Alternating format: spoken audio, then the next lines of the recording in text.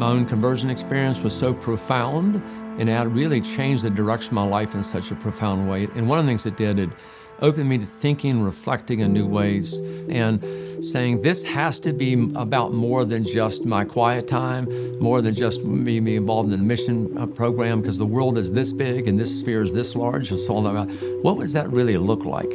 And when I looked at the nature of who Jesus was and his calling upon our life, I felt like the conversion experience was an all conversion experience towards life. And specifically, what did that mean for me if I was going into business or any other practice I was about?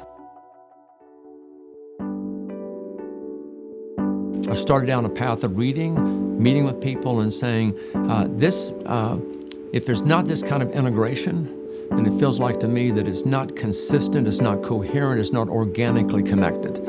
And I began to think a lot about kind of the connection of what we say why, how, and what in our lives. And then most of us aren't very coherent like that, and how can I pull those together?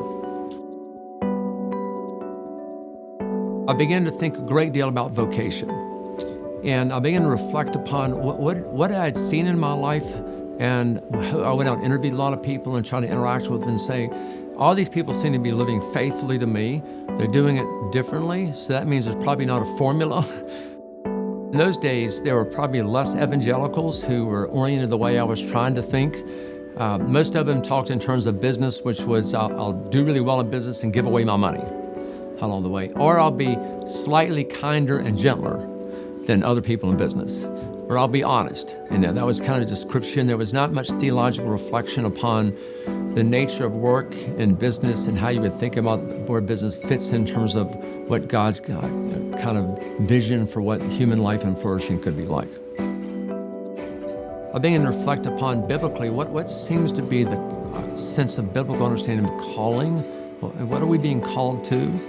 And I remember writing and looking in the New Testament, looking at how the language was used. And so to use kind of Peter's language, we were called from darkness to light. So we'll call that the calling of salvation, all right?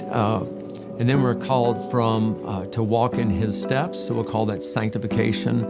And then we're called to bless and do good, and all in Peter's letters, and seek shalom. We'll call it the call of service. And I began to think in terms of, wow, vocation in the New Testament seems to hold together all three of these dimensions.